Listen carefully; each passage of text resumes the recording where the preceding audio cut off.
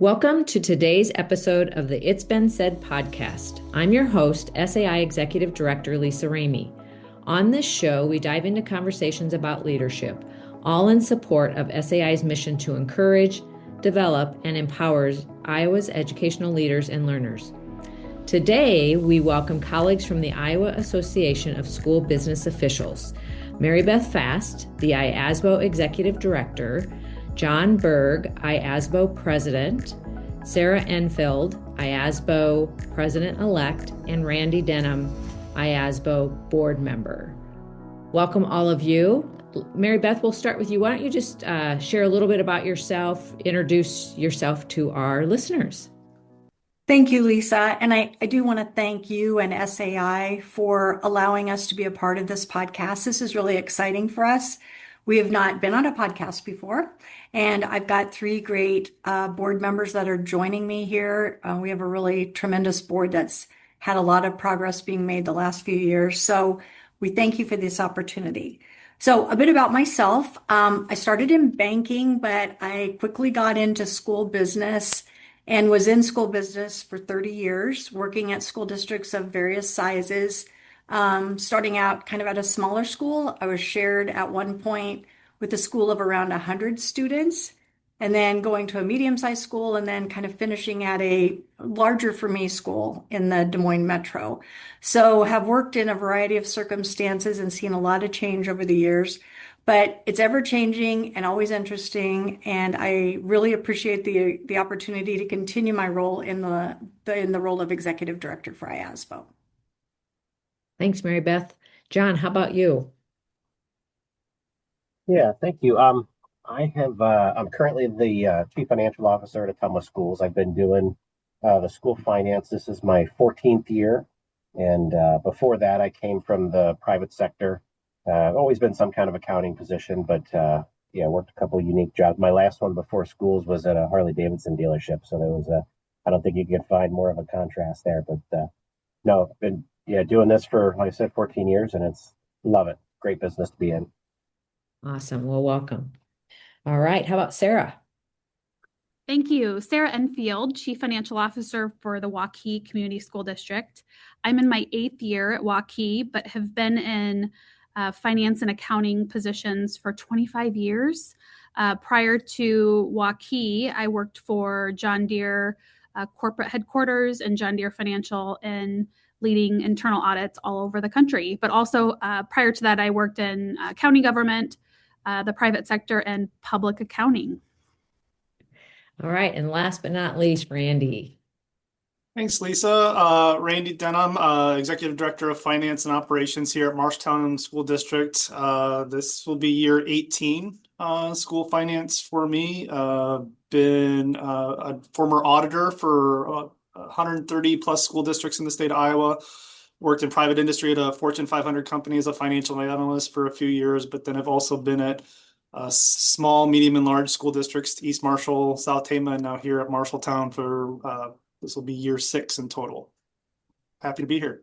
Yeah, well, thank you. I'm really excited for our conversation today, and thank you all for giving of your time and for all that you do for your public schools. So, being a former superintendent, I know how important that SBO CFO is and that relationship. So, this is going to be a great conversation today. All right, so let's just kick off by you sharing a little bit about IASBO, the Iowa Association of School Business Officials, and the role it plays in supporting Iowa's school business officials. So this is Mary Beth, and I'm going to answer that question. So like SAI, our mission is very actually similar to SAI's. SAI's has in their mission statement, they're encouraging, developing, and empower Iowa school leaders.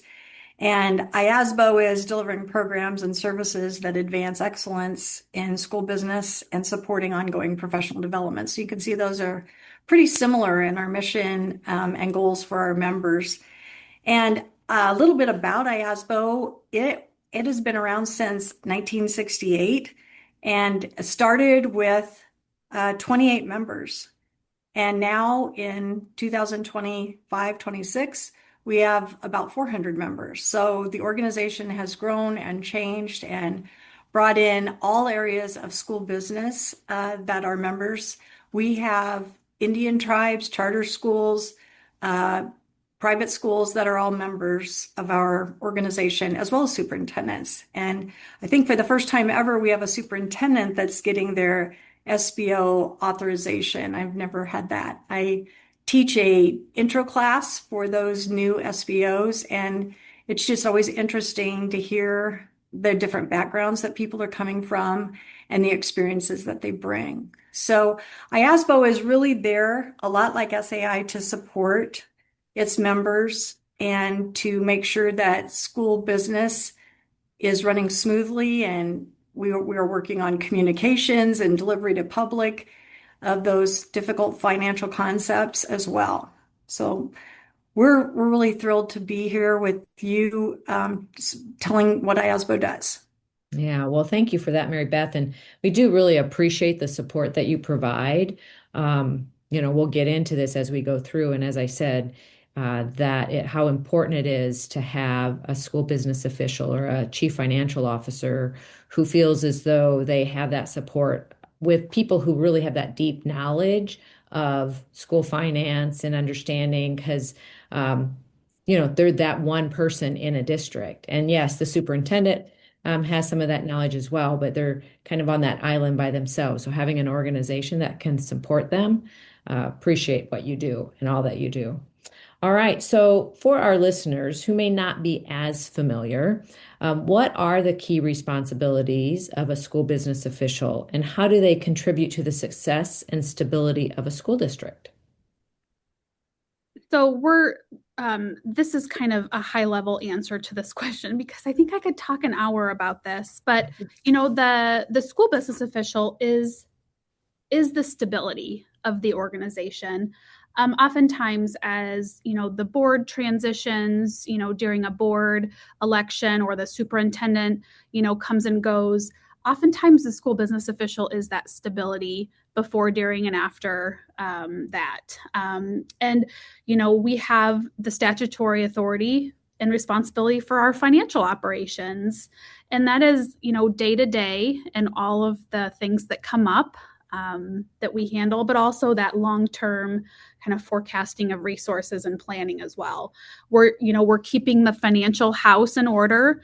A school, we have a mission to educate and provide education, public education, to students within our borders, but also we're a business. And I think sometimes that is the piece that, is forgotten about, that we're running a business too. We're, the secretary and treasurer of the board. And, the school business official is often the last one to leave at night and turn the lights out. That is true. And a lot of my colleagues are in that same boat. So, and also one of my favorite things is we answer questions and handle things that nobody has any idea how to answer. So those typically come to the school business official. So it's a fantastic role, and I'm so fortunate to serve in that capacity. Awesome. So what qualifications or credentials are required, or would you say at least the most beneficial, for someone serving in a school business official role in Iowa? Yeah, so I think as far as basic qualifications, and I won't go through, if you go to the IASBO website, we list what's required for an SBO there, but probably the most obvious is just having an accounting background of some sort and some general accounting knowledge, because at the end of the day, a lot of what we do is accounting work. Now there's plenty of other things and miscellaneous items that get thrown in there as well, but just having a strong accounting background is kind of that base to start with. But I also look at a lot of the soft skills that make someone successful in this position. Someone who's a critical thinker and a problem solver, as most of, and I'm sure my colleagues will agree here. School finance is complex. I always like to tell people that, school finance is one of those topics where you want to apply logic to an illogical situation in a lot of respects. So someone who's a critical thinker can problem solve, really work through all the complexities and nuances that come with school finance, and obviously all the state laws and regulations that come with that. And piggybacking off of that, someone also who's a good communicator, because again, it is a very complex topic. So especially when whether we're explaining it to our superintendents, admin, school board, or just constituents in the community, someone who has that ability to take that complex information and put it into layman's terms and easily digestible information for outside people to consume, to basically kind of explain the why behind whether that's financial statements or maybe it's certain rules around, say, the budget process or things of that nature that may not make sense to someone on the outside looking in. Just effective interpersonal skills as well. As I'm sure we'll get into today, I think sometimes SBOs, Sarah kind of mentioned this, we are responsible for a lot of statutory and regulatory items. So a lot of times your SBOs are those ones that have to come in and enforce some of those rules, because we have an obligation under our license to enforce that. So being those gatekeepers of laws and regulations and policies, and sometimes we're the messengers delivering not so pleasant news to folks. So someone who can manage those conversations and help people understand the why behind where things are coming from, and how not only that, but also then work with others to find a solution that works for all, to at the end of the day benefit students, because that is what we're here for. Yeah. So Randy, you mentioned it's complex, right? Iowa school finance is complex. So I'm not asking you to give, like a day workshop here, because we don't have the time for that. But why is Iowa school finance complex? Can you kind of help our listeners understand the why behind it? Sure. I think probably the easiest example of that would be it's fund accountings, right? So what that means is that the funding that we get goes into certain buckets. The example we like to give, and I do this during the School Board Association's Finance 101 classes. Being in a farm state, you can't mix corn and beans, right? And so it's the same thing with the funding. You can't mix those buckets of funds.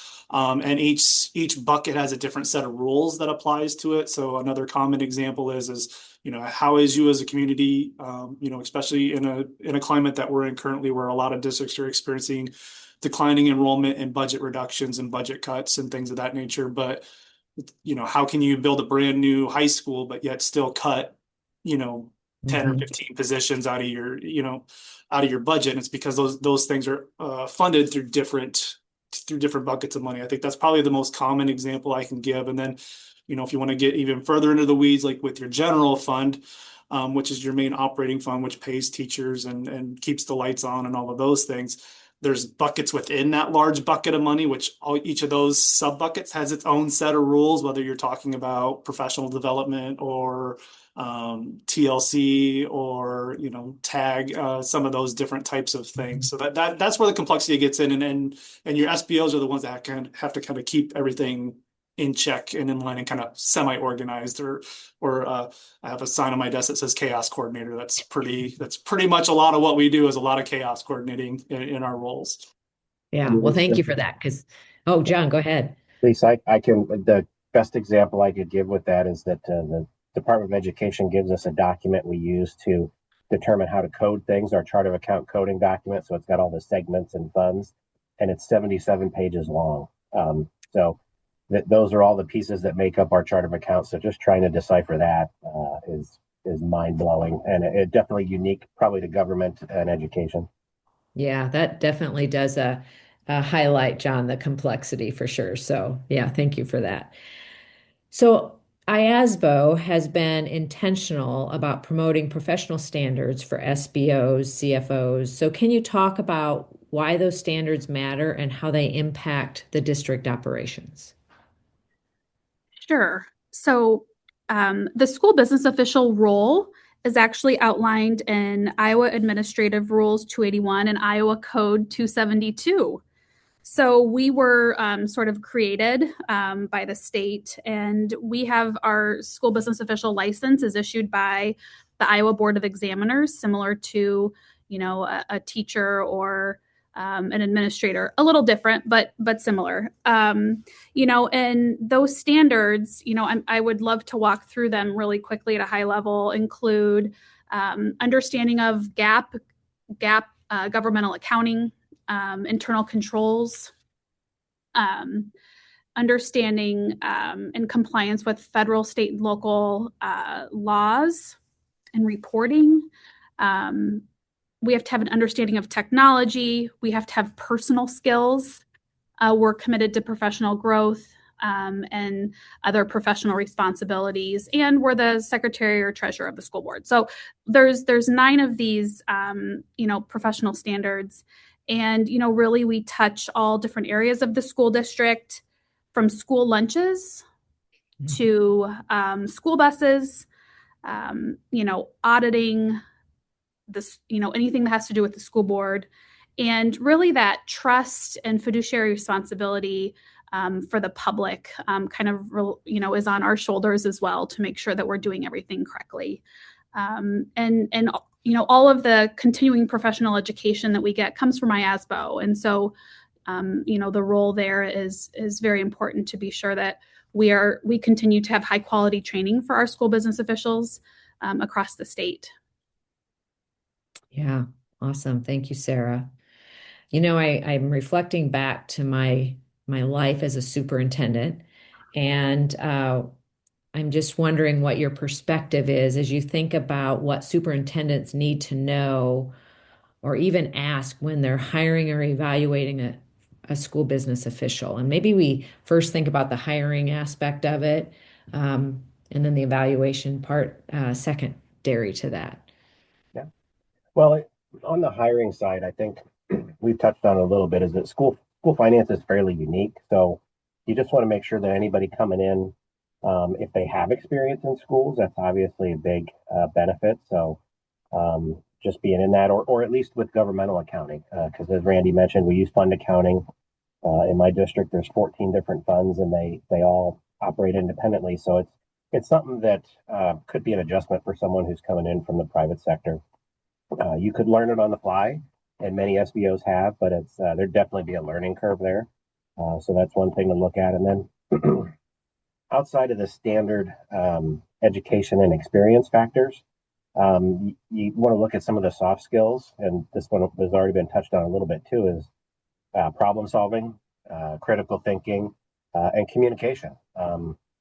School finance information is complex, and it's a world we live in, but it really takes strong communication skills to be able to relay that information to the public, to your board, to other administrators, principals, and teachers, anybody that they need to talk to.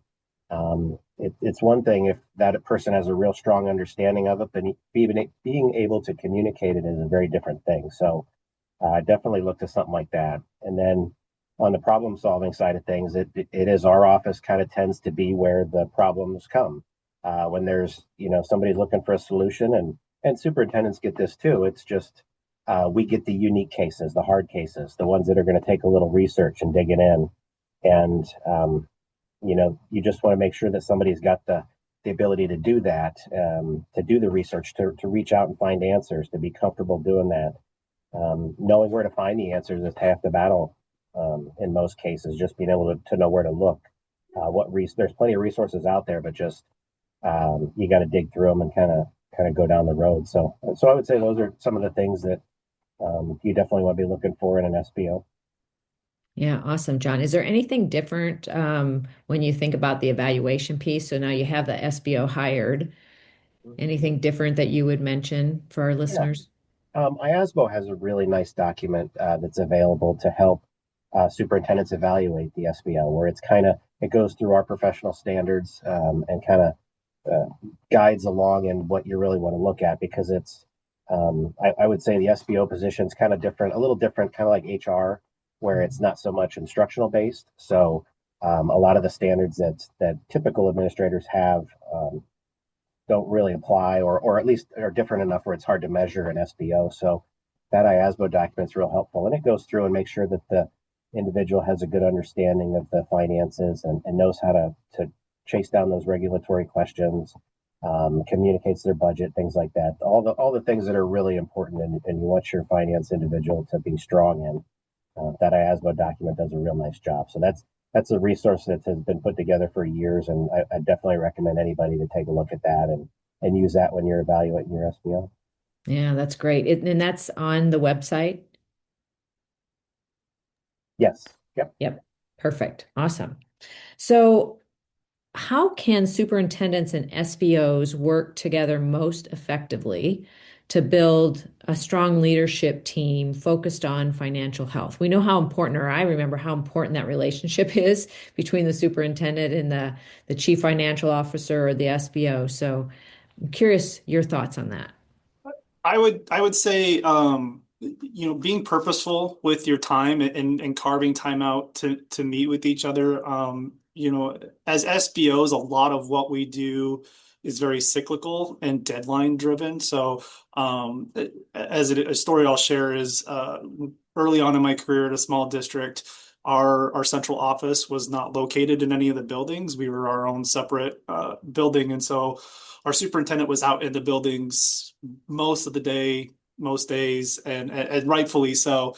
And so when she would come back to the office, me being fairly new, I would come into her office and just, I had all these deadline items that I needed some guidance and answers on from her, and I would just pepper her with, 20 questions. And I remember one day she made the comment to me, she's like, I get so stressed out coming into the office when you come in here because she's like, it's just overwhelming and my anxiety kicks in and all these things. And it was just kind of one of those moments where I just paused and stopped and was like, oh, okay. And then we had that conversation and I explained, hey, these are the things I need from you. Can we, carve out time? And then other superintendents I've worked with, whether it's been through, cabinet level discussions, or I've had superintendents that do designate one-on-one time, just somehow being purposeful at that time, to give the SBO a voice to, talk through some things that they need guidance on, or there might be some other district decisions that you might need to provide, the superintendent might need some financial information for,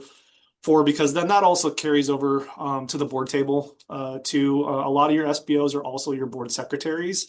And I'm sure there's superintendents out there. I know, I don't want to speak for my colleagues, but I'm sure we've all experienced at one point or another. There's board turnover. Sometimes there's board members that have an agenda, or it can get political at the board table sometimes. And there are board members that in the past, and this isn't true for the majority of board members, but there are some that will play that game of gotcha at the board table sometimes. So if your superintendent and SBO are on the same page and that you can be ready for those types of things. Nobody likes surprises at the board table, but it's an unfortunate thing that does happen. It's not common, but it does happen out there. So just that communication and being purposeful and making sure that you're on the same page. You don't always have to agree behind closed doors, but have that opportunity to voice concerns, have that discussion, and then come out of that closed door on the same page as a united front to move forward with any decisions that are made.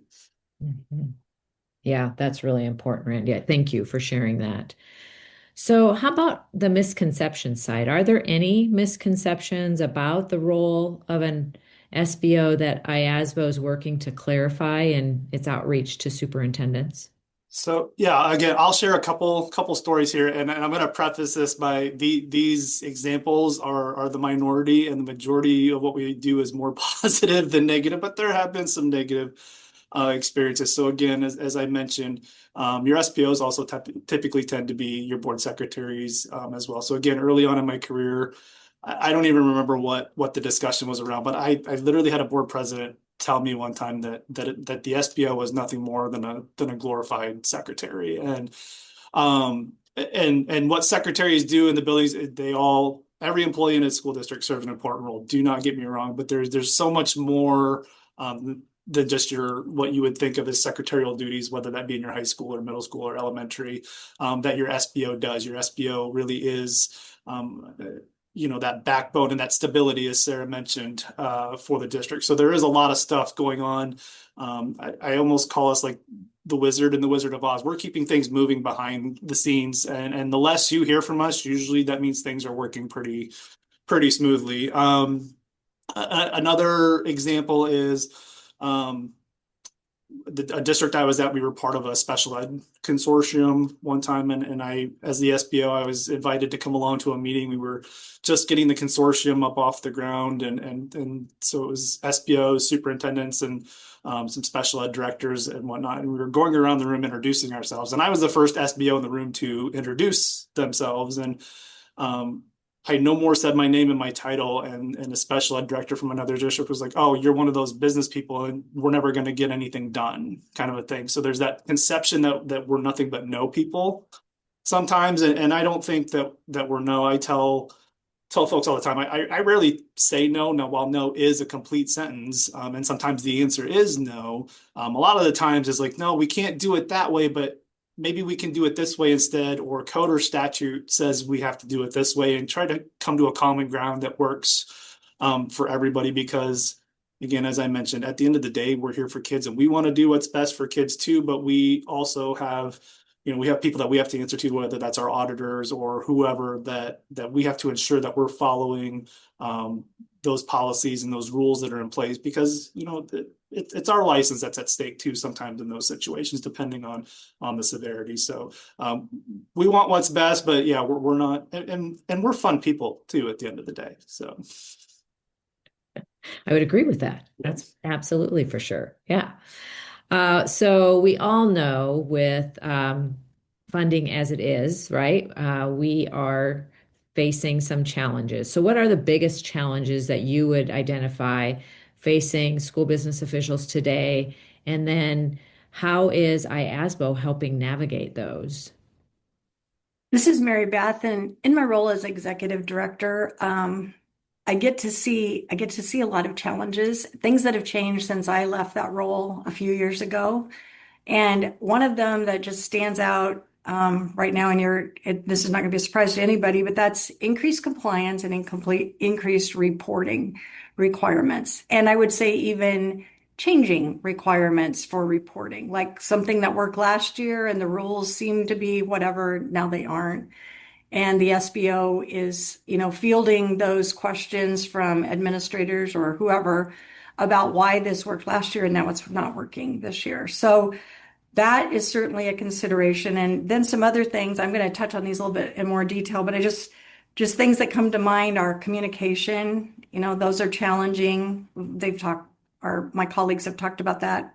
Relationships, and just leadership qualities too. All of these things, along with, I will say, as Randy touched on, the SBO personality, maybe tending to be more black and white.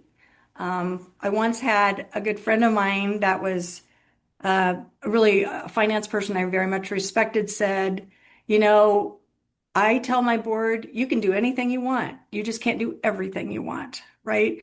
So really the SBO's position and duty is they don't have a seat at the board table. And I tell my new intro people that you do not have a seat at the board table, but your job is to support the district by giving accurate financial information so that good decisions can be made. And at the end of the day, that's going to provide resources for our students, and that's what everyone wants.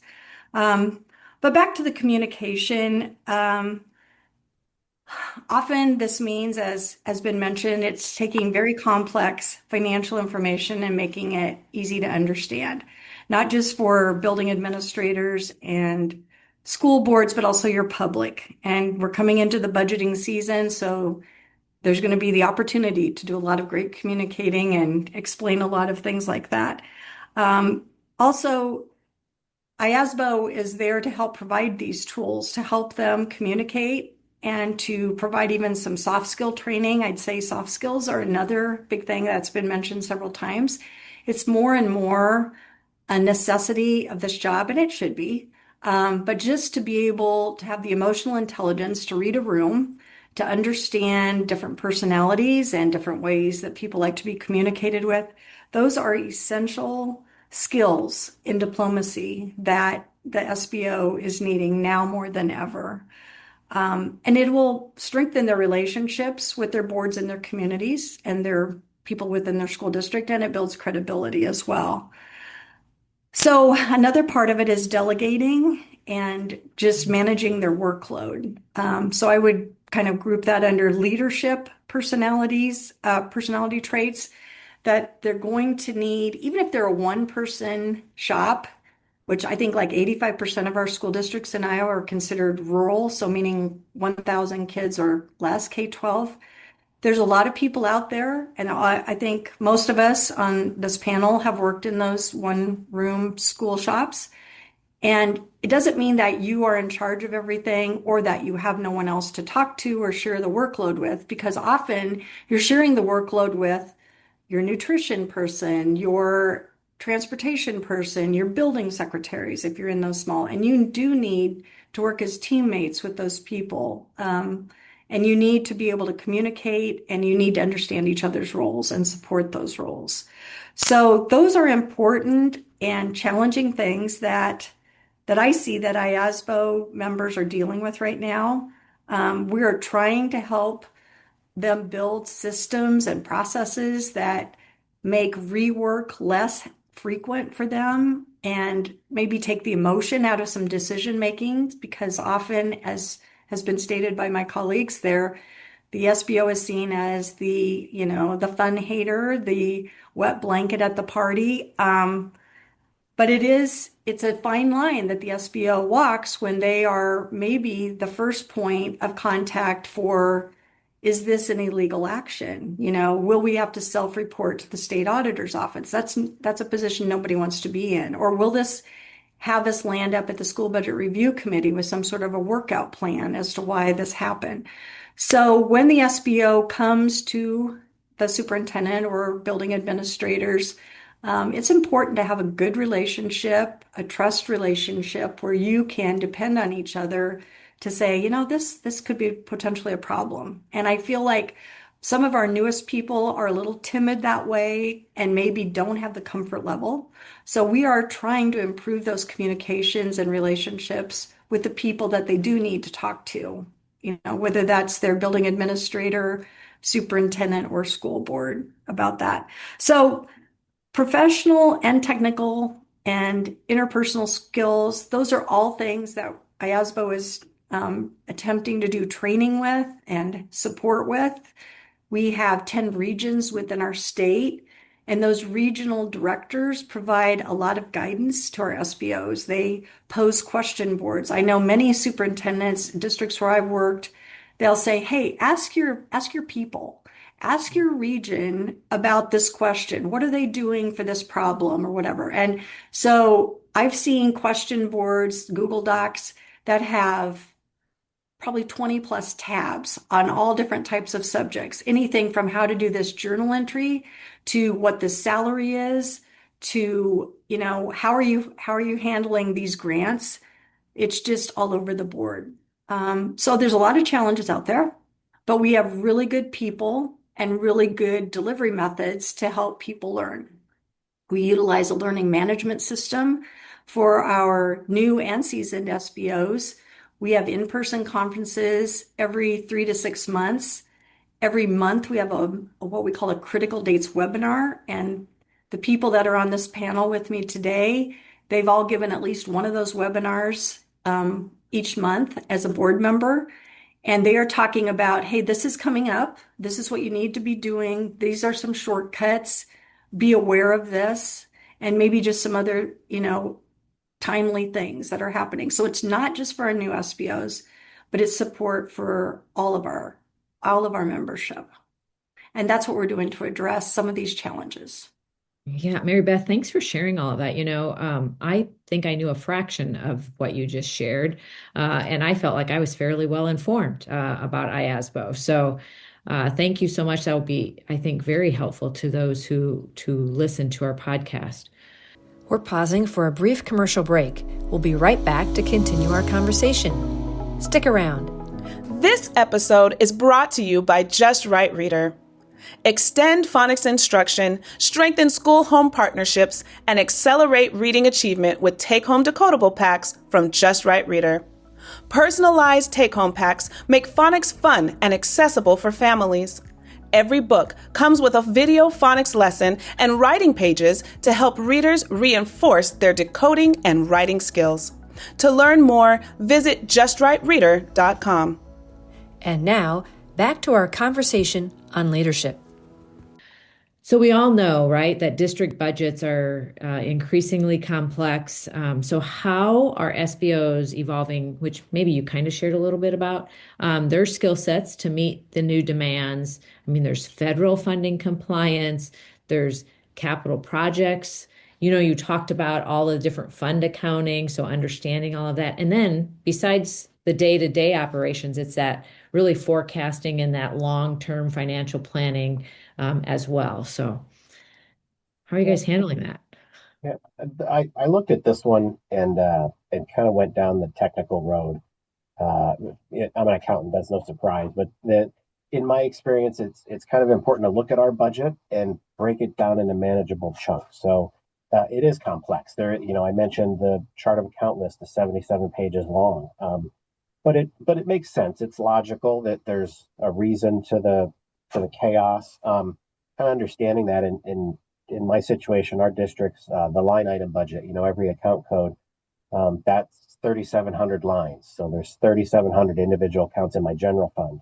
And if I look at that as a whole, it's hard to decipher. It's hard to pick out how is the music program at the secondary level doing, or how is our Title I program functioning at the elementary schools. But I rely a lot on Excel to kind of dig in and take that data and parse it out so that I can isolate it. I can isolate a small chunk and look and see how that budget looks, how it's comparing.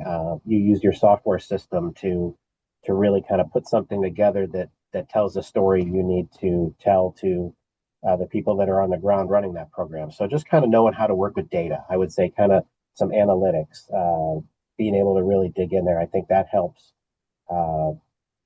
combat some of the complexity of it and puts it in a little better format to be easily digestible.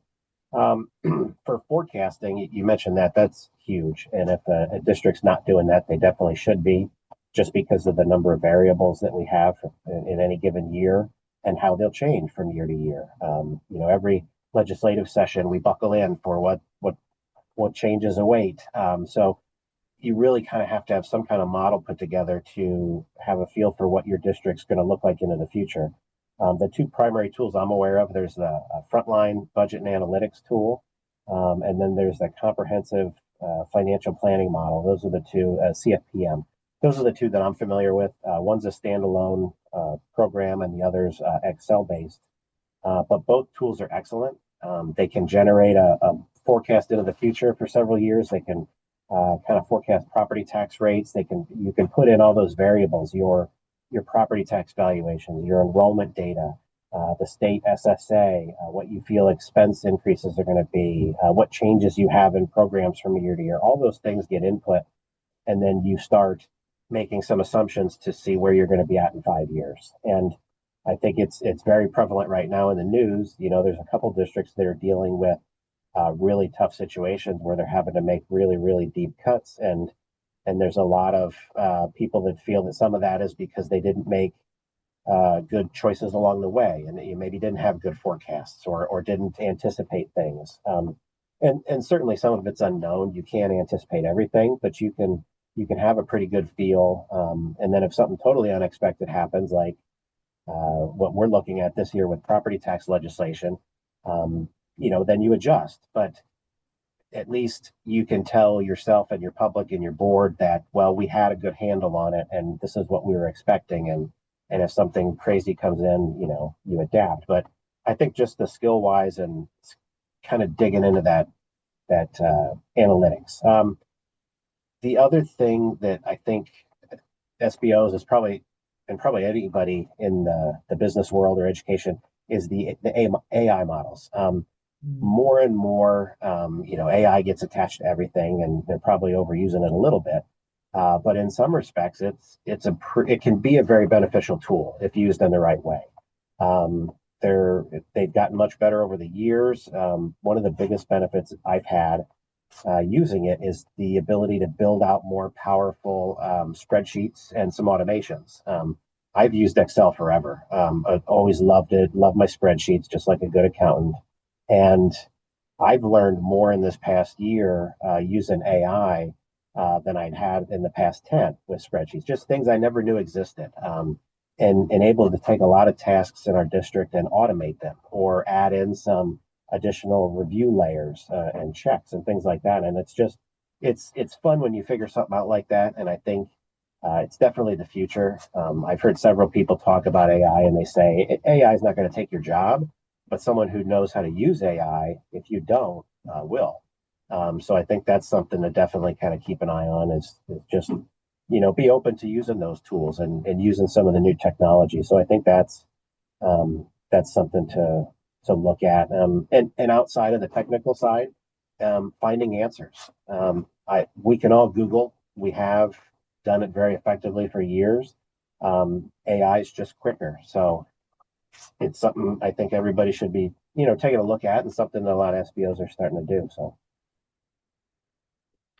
Thanks, John. Yeah, I didn't even think about how AI could impact your world as well, as it has other parts in the education. So yeah, that's fascinating to think about. All right, so we know how important, or we've talked, and I believe the partnership between our CFOs, SBOs, and superintendents, the importance of that. IASBO, are there priorities around ensuring that, strengthening that? Mary Beth, I'm just curious. Yeah, this is really an area that we've been really excited about. We've been talking about this for the past few years. I'd been to an in-person AEA meeting for the superintendents, but only one. And so having this type of format to get the message out. And then, as you know, we're going to be speaking at the SAI Mentor Mentee meeting coming up. That's an in-person one. We're really excited about that.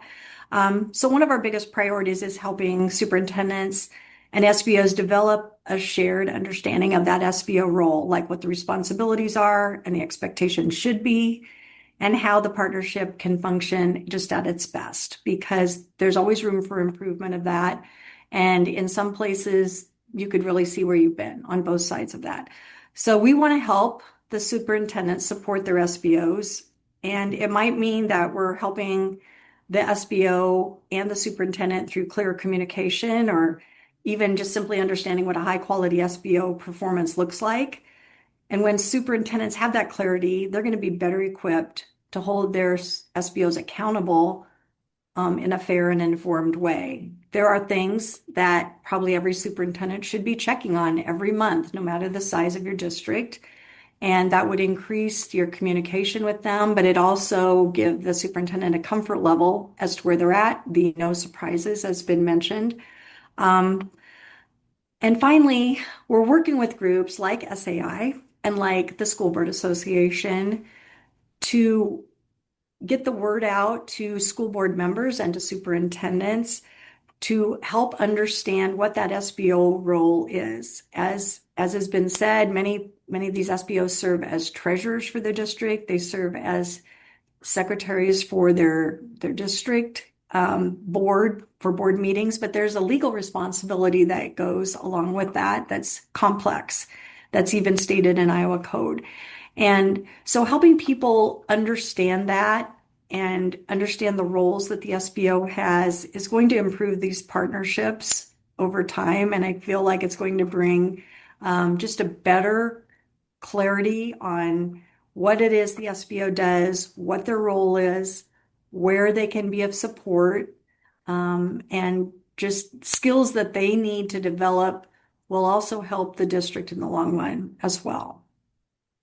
Yeah, I've heard several of you say in our time together so far, how important communication is. And most of the time, I know you were really talking about communicating about the budget to board members, internal teachers, staff, etc., community members, but that communication also between the SBO and the superintendent, how important that is. And, Mary Beth, you mentioned, there's certain things that they should be asked, superintendents should be talking to their CFO, SBO about.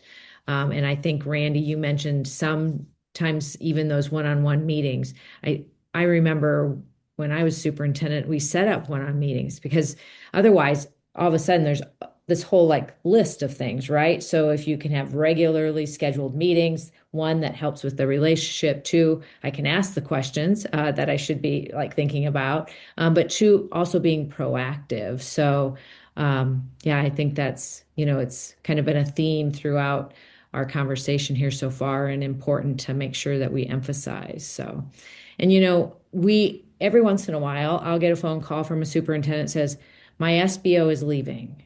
Do you know and they're like leaving within 2 weeks, right? Do you know somebody that could sit in, come serve as an interim, or where do I go? We know that the pools aren't terribly deep when we're talking about a school business official. I always tell them to call you, Mary Beth, by the way, because you would have a list longer than my list. But what can the like partnerships between, IASBO, SAI, IASB, how can our partnerships help so that districts, when we start thinking about the recruitment, the retention, even, and supporting our SBOs and CFOs? I think you've hit on some of it already when you kind of talk about that. When an SBO leaves, who do you call? Give Mary Beth at IASBO a call. We've got their resources there. So just having those connections developed so they're existing when things come up. The both positions are unique. The superintendent works with the board, kind of sets that vision, and the SBO kind of maintains the finances and the budget. But they're very much partners in executing that vision. And the other thing you mentioned is just having those regular check-ins and conversations with the superintendent and the SBO.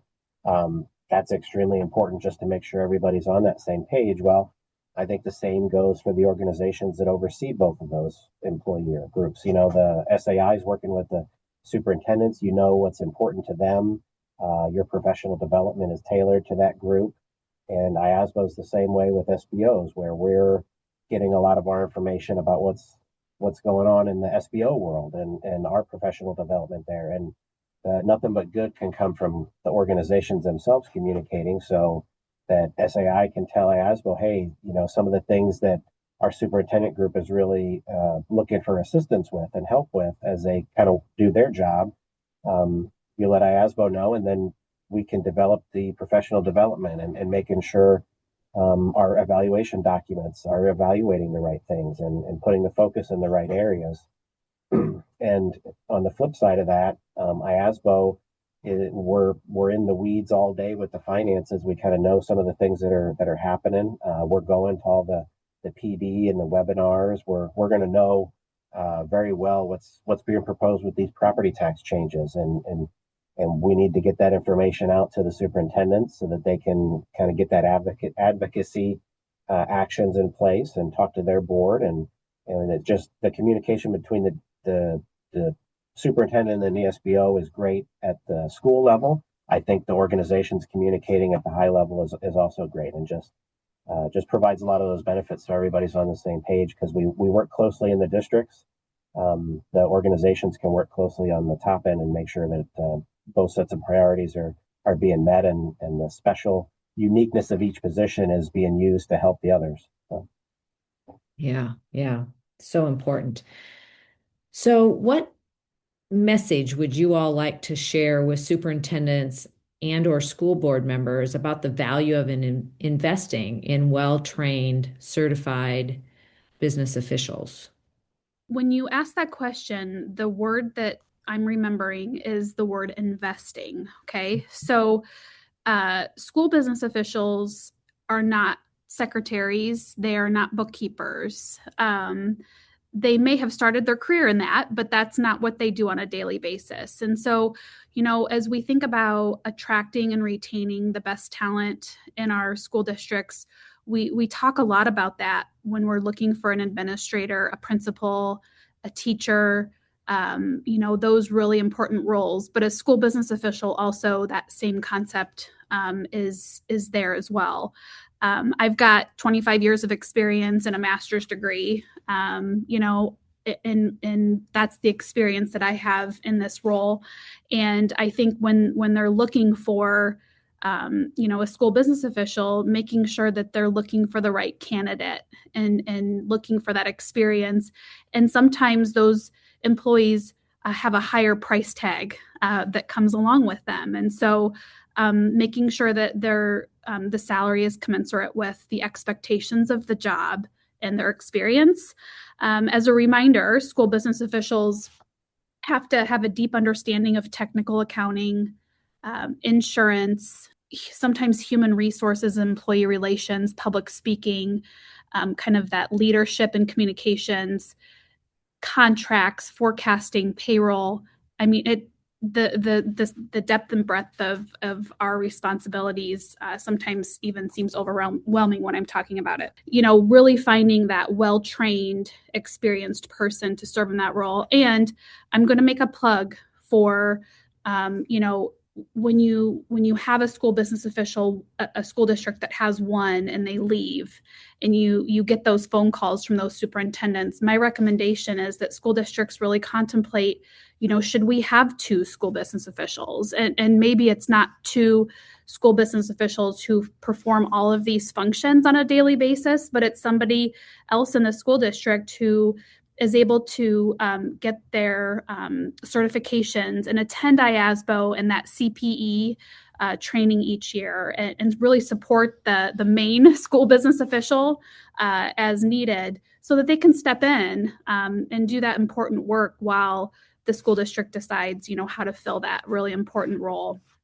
And so that's my plug for more than one school business official. And I know that obviously we're all strained for resources, but sometimes I think you can take an existing person and expand their role a little bit and provide them that opportunity. Also, when we talk about investing in somebody, it's the support that school business official feels on a daily basis from their cabinet or leadership team and their superintendent and their board. We see really good school business officials leave our industry because of a relationship with their superintendent or board. And so, really working on that deep understanding of each other and support of one another within an organization, so that we can all accomplish the goals that the board has laid out for us.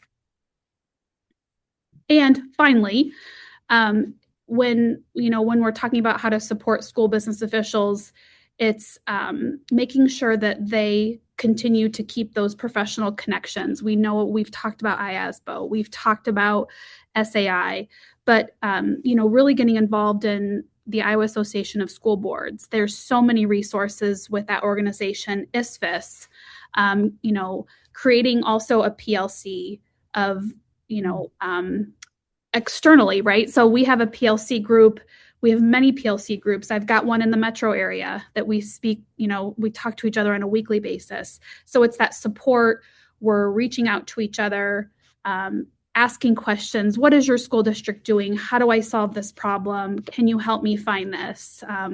And that makes me want to stay here, and it makes me a better school business official in support of the goals of our school district. Yeah, awesome. Sarah, thanks for sharing all of that. And, one of the things when you talk about like considering having two, it's really that like grow your own, right? So investing in the people, because we know, I even think about that. We talk about that here from an administrative standpoint, even, right? So there's fewer and fewer people who are in pools, even for an assistant principal, depending on the level, superintendent role. And that we see that even on a greater scale in the CFO SBO pools. So yeah, investing in growing our own and supporting our own people and that have an interest that way. Absolutely. Yeah. Okay, team. What would you think? Gosh, we really needed to share this with the listeners, but Lisa didn't ask us that question. Is there anything that needs to be stated yet?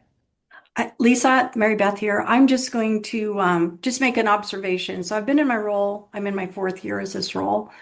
And this is what I've seen. I've seen, we all experienced COVID, coming out of that, hiring difficulties and all of that. And for some in professional roles like superintendents and SBOs, they decided, you know what? I've had enough of this. I'm getting out. And we've had a mass exodus, right? So I was doing trainings with brand new SBOs. As I've said, I've been doing that. I was seating 45 to 60 every year. And we used to only do trainings once a year on this before I came on here, but I do it every quarter. I do it every quarter because there is no set time that an SBO is leaving. And we do get those calls, as you do, from superintendents that wants the list. Give me the list of the people that can come in and can help me, whatever. But I will say, my observation in the last maybe 12 months or so is that the request for the list and the frantic calls or emails I'm getting has really subsided somewhat. And I feel like superintendents are asking really good questions about when they're hire, or they're even contacting maybe SAI or IASBO before they hire to say what are the qualifications, which we do have out on our website, by the way. Again, as been mentioned, it's got to be Board of Educational Examiner approved. This is not something IASBO puts its stamp on, not at all. We send it off to the BOEE. And as soon as the BOEE approves someone to even be in the initial authorization or get a temporary authorization, then that kicks us into gear for setting up a mentor, which is required by law for us, and all the other trainings that we have over our 2-year period in our Iowa School Business Institute, IASB for short. So there have been a lot of changes, and I think we'll continue to see that. The turnover is decreasing. When I used to see 45 to 60 brand new people a year, now I'm seeing probably half that. So it is slowing. And yes, we do have a list, and I'm glad to share that we have retired SBOs with a tremendous amount of talent and institutional knowledge that have left their day job, but they have decided to be consultants or resources for school districts, either in person or remotely. And I have a list of probably 7 or 8 of those really quality people that can come in and help a district just get over the hump, or while they're filling the position, they can make sure that the reports are getting done or whatever. So SAI and IASBO are good resources for superintendents and school boards to learn more about what needs to be done and how it needs to be done. And in the end, we know that strong leadership teams create strong school districts. And that's our goal, which I'm sure is SAI's too. And we're there to help. So you could reach out to any of our board members. We're listed on our website, or any of our IASBO team, and we are glad to carry on a conversation about anything that you've heard today. And again, we just appreciate the opportunity to be here and for the collaboration with SAI. Yeah, well, I know I thanked you all at the beginning, but really, truly, thank you for taking the time, and thanks for what you do for school districts and how you are supporting the state as well. So appreciate that. As we wrap up today's conversation, I want to thank our IASBO colleagues for sharing insights into the critical role school business officials play in the success of our school districts, and for highlighting why strong qualifications and thoughtful hiring truly matters.